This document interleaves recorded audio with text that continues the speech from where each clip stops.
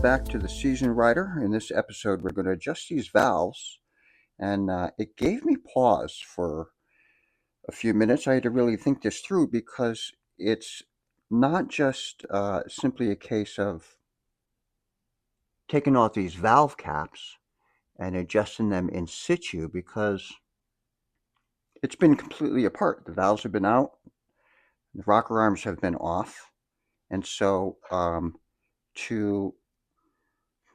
to adjust these, to put 1 and 4 at top dead center, which once again means that the chuck is at the 12 o'clock and the timing mark is at T1. That stands for top dead center. I had to loosen up that cam chain adjuster because there is a mark that's supposed to be on after the valves are done to adjust the cam chain tension. And we'll go through that in a little bit here after I'm done with this. I took the spark plugs out. One reason is that it makes it easier to spin it through without so much compression. And then I can put my favorite little screwdriver in here. There's the top of the piston crown right there on this side. Top of the piston crown on this side.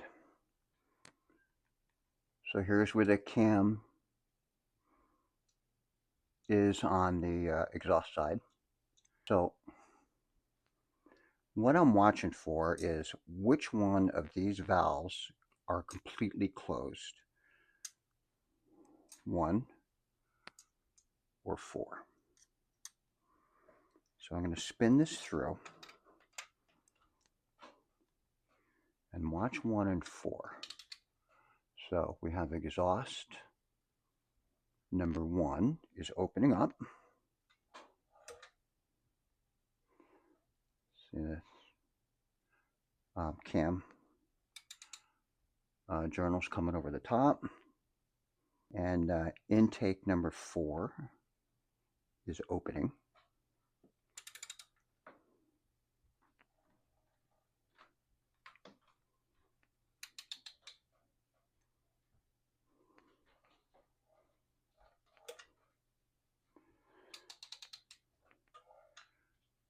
Intake 4 is closing. And now we have intake 2 is opening.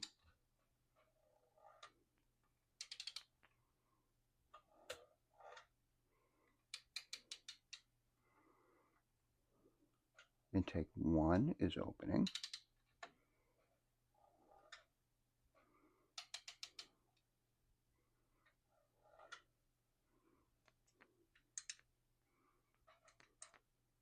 So right now, these valves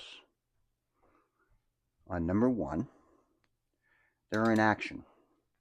They're doing stuff, right? But these valves on number 4 are not. They're just completely closed. So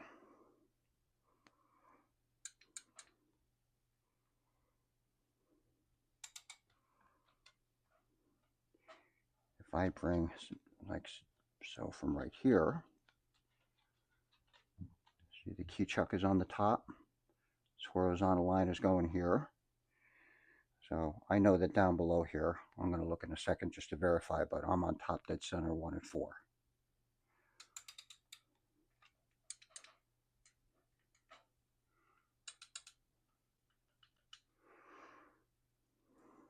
And the reason that I know I should be adjusting 1 and 4 is because these two, number 1, they're back in action there, see?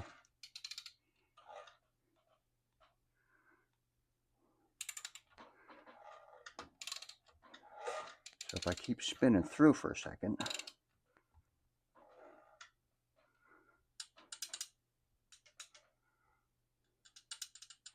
these are completely closed right now.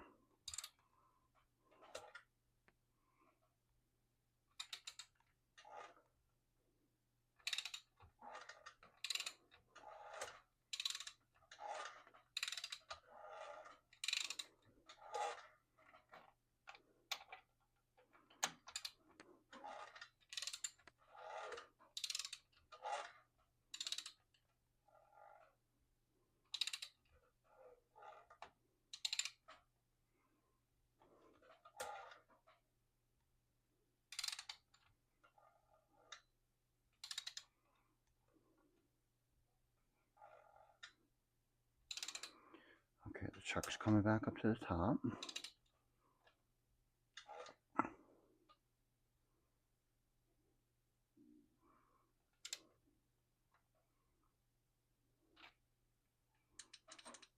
This is number 4. And this one is tight, even though I have it pretty loosened up here, so.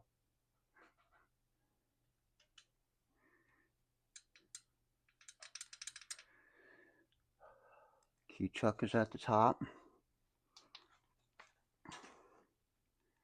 And the timing mark is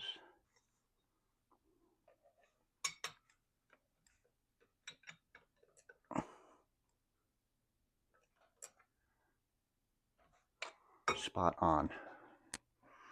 So I'm going to start by adjusting the intake and exhaust on number 4. Then I'm going to do one more revolution. I'm going to bring this around one more time, and then I'll adjust number 1, intake and exhaust. So I'm going to start intake and exhaust on number 4, do one more revolution, and then adjust intake and exhaust on number 1.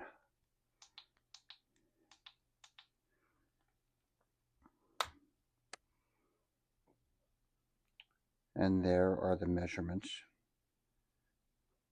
for the clearance on intake and exhaust valves. And now the 0.003 on the exhaust valve.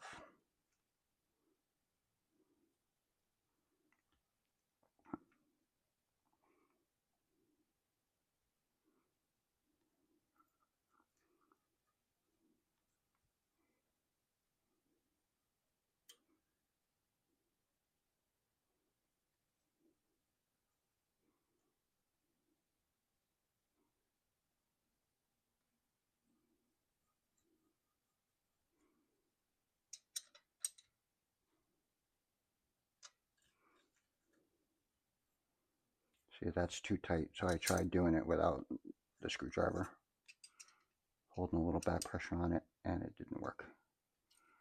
Tightened it up too much.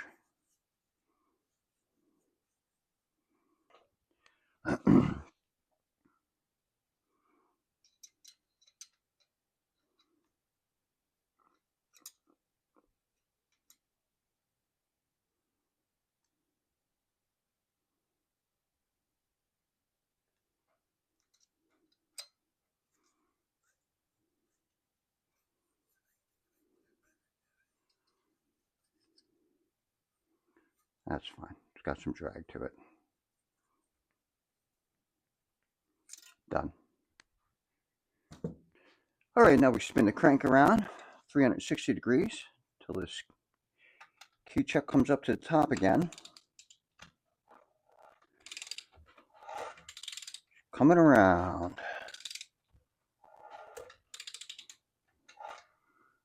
There it is on the bottom. We never have use for it on the bottom. And now, as we come up to the top,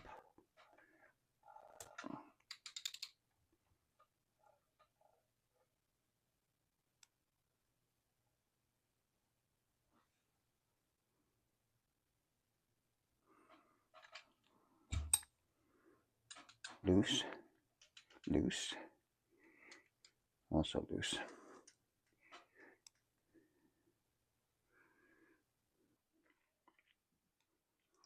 Okay, and now for intake and exhaust valve adjustments on number 1. I cut my feeler gauge tabs, which makes it easier, and that thing costs $4, so we'll start with exhaust here.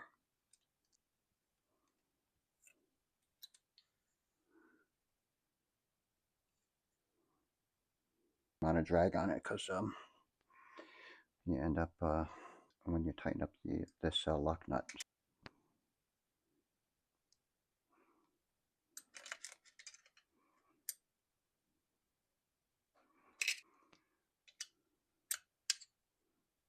Okay, I'm happy with that.